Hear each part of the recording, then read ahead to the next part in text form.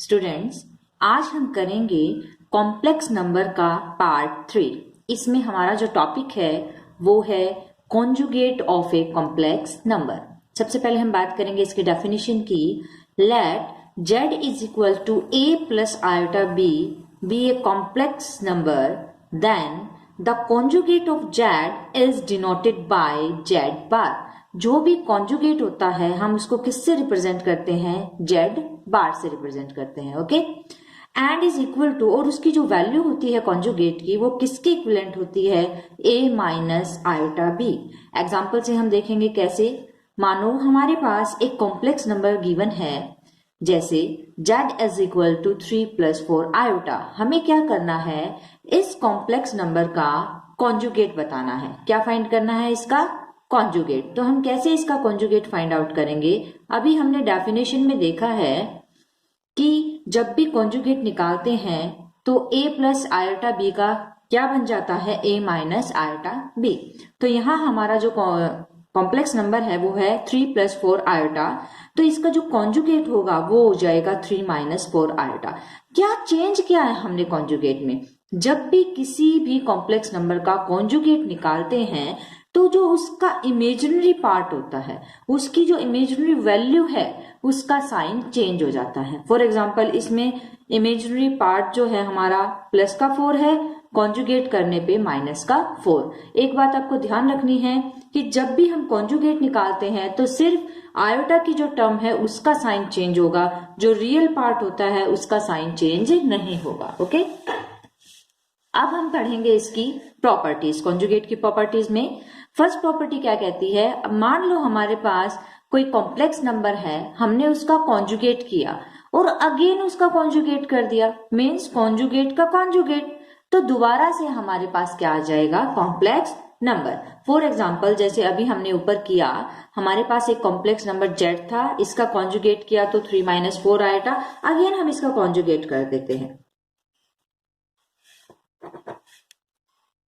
ये हमारे पास कॉन्जुगेट है, अगेन इसका कॉन्जुगेट करेंगे। तो जब भी कॉन्जुगेट करते हैं तो आयटा का साइन चेंज हो जाता है, यहाँ माइनस का 4 है तो प्लस का 4 हो गया। तो दोबारा कॉन्जुगेट करने पे देखो ये दोनों वैल्यू सेम, यानी कि जेड ही बन गया। ये किसके इक्विवेलेंट है? जेड के इक्विवेलेंट। तो क्या कहते हैं प्रॉपर्टी कि कॉन्जुगेट का अगेन कॉन्जुगेट करने पे जो हमारे पास आंसर आता है वो किसका आता है? कॉम्प्लेक्स नंबर जेड का। मान लो हम कोई कॉम्प्लेक्स नंबर है उसको और उसके कॉन्जुगेट को ऐड करते हैं, तो हमारी जो वैल्यू आएगी वो किसके इक्विवेलेंट आएगी? जो भी रियल पार्ट है वो डबल हो जाता है। कैसे? वो देखो, इसी एग्जांपल से देखते हैं हम। अगर इसी एग्जांपल में हम z प्लस जेड कॉन्जुगेट करें तो ये हमारा z है और ये z कॉन्जुगेट है, ऐड करो। जब भी हम क्या करते हैं? ऐड करते हैं तो रियल और रियल पार्ट ऐड होता है, तो 3 और 3 6। इमेजिनरी पार्ट और इमेजिनरी पार्ट ऐड होता है, लेकिन इसको और इसको ऐड करेंगे तो ये कैंसिल आउट हो जाएगा, क्योंकि एक पॉजिटिव है एक नेगेटिव। तो ये 6 आया, 6 में ट्वाइस है ये रियल पार्ट का, 3 का क्या है? ट्वाइस है। तो जब भी हम ऐड करेंगे कॉम्प्लेक्स नंबर और उसके कॉन्जुगेट को तो हमारे पास जो आंसर आएगा वो डबल आएगा रियल पार्ट का। इसी तरह अगर हम सब्ट्रैक्ट करते हैं तो डबल किसका आता है? इमेजिनरी नंबर का, क्योंकि इस वैल्यू में से जब इस वैल्यू को सब्ट्रैक्ट करेंगे तो 3 कैंसिल हो जाएगा। ओके, मान लो कोई दो कॉम्प्लेक्स नंबर है z1 और z2, हमने उन दोनों को ऐड किया और फिर उसका कॉन्जुगेट कर दिया, या फिर दोनों का अलग अलग कॉन्जुगेट करके ऐड करो, आंसर सेम आता है। सेम प्रॉपर्टी माइनस पे लागू है। अगर कोई भी दो कॉम्प्लेक्स नंबर को हम माइनस करेंगे, जो आंसर आएगा उसका कॉन्जुगेट करो, या फिर दोनों का अलग अलग कॉन्जुगेट करो और फिर सब्ट्रैक्ट करो, आंसर सेम आएगा। सेम प्रॉपर्टी मल्टीप्लीकेशन पे, कोई भी दो कॉम्प्लेक्स नंबर z1 और z2 हैं, दोनों की मल्टीप्लाई करो फिर उसका कॉन्जुगेट करो, या दोनों का कॉन्जुगेट करके फिर मल्टीप्लाई करो, आंसर क्या आएगा? सेम। सेम डिवीजन पे, कोई भी दो कॉम्प्लेक्स नंबर आप डिवाइड कर दो, जो आंसर आएगा उसका कॉन्जुगेट करो, या पहले ही दोनों का कॉन्जुगेट करके फिर डिवाइड करो, तो आंसर जो आएगा वो क्या आएगा? सेम आएगा। ये जो प्रॉपर्टीज है वो एग्जाम में लिखनी नहीं आती है, ये सिर्फ आपके समझने के लिए दी हुई है। नेक्स्ट क्या है, modulus of a complex number. Definition की अगर हम बात करें, modulus of a complex number z is equal to a plus iota b is denoted by, जो मॉड्यूलस है उसको हम कैसे डिनोट करते हैं, z के बाहर ये दो लाइंस हैं, ये मोड की लाइंस होगी, और एंड इज डिफाइंड एज, जो मॉडुलस की वैल्यू होती है, मॉडुलस का जो फॉर्मूला होता है वो किसके इक्विवेलेंट होता है, ये हमारे पास एक कॉम्प्लेक्स नंबर है, ठीक है।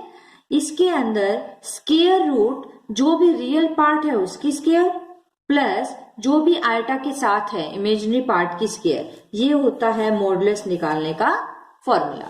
फॉर एग्जाम्पल, मान लो आपके पास एक कॉम्प्लेक्स नंबर है 2 + 3 आइटा, हमें इसका क्या निकालना है, मॉडुलस निकालना है, तो फॉर्मूले में पुट करेंगे स्क्वायर रूट रियल पार्ट की स्क्वायर प्लस जो भी आइटा के साथ है 3 है तो 3 की स्क्वायर, तो ये आ जाएगा 4 + 9 यानी कि √13। ये आ गया है इसका आंसर।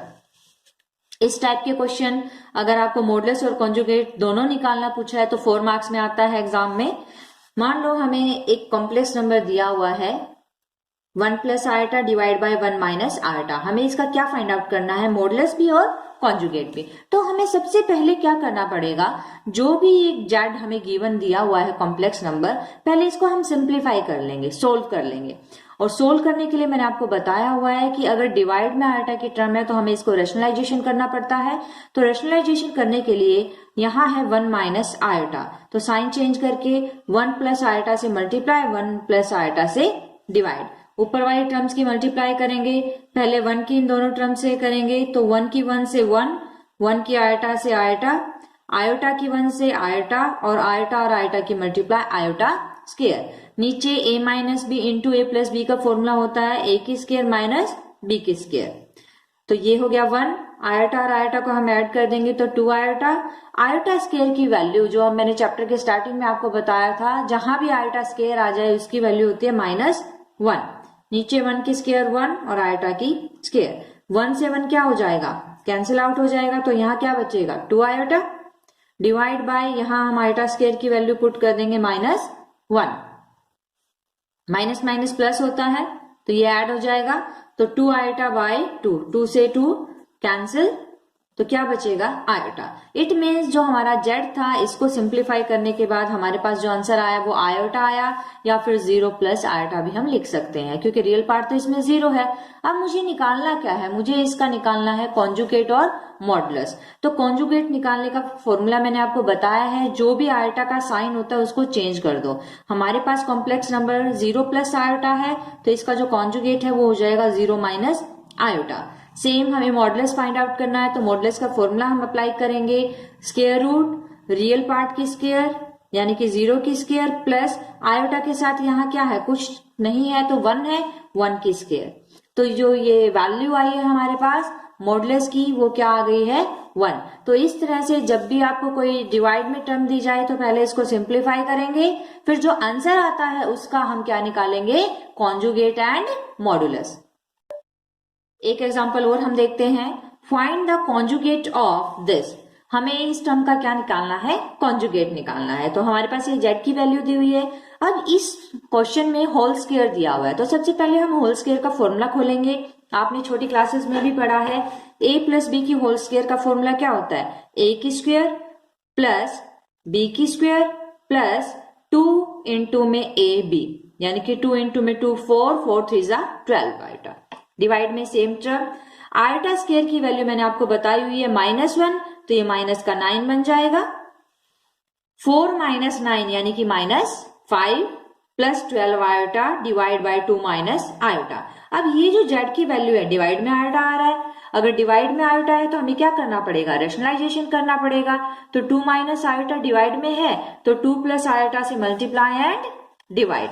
तो पहले हम -5 की इन दोनों से करेंगे तो -5 2 -10 -5 आयोटा, अब 12 आयोटा की दोनों से करेंगे तो 24 आयोटा, इसकी इससे करेंगे तो 12 iota square divide by a - b into a + b का formula a square minus b square, -10 24 में से 5 जाएंगे तो 19 आयोटा, आयोटा स्क्वायर की वैल्यू -1, तो ये -10 है और ये बन जाएंगे -12, प्लस 19 आयोटा, आयोटा स्केयर की वैल्यू -1 होती है लेकिन बाहर माइनस है तो वो क्या बन जाएगी, प्लस बन जाएगी। तो ये बन जाएगा -22 प्लस 19 आयोटा डिवाइड बाय 5। हम दोनों को सेपरेट कर सकते हैं, एक बार 5 इसके नीचे लिख दिया और एक बार आयोटा के टर्म के नीचे।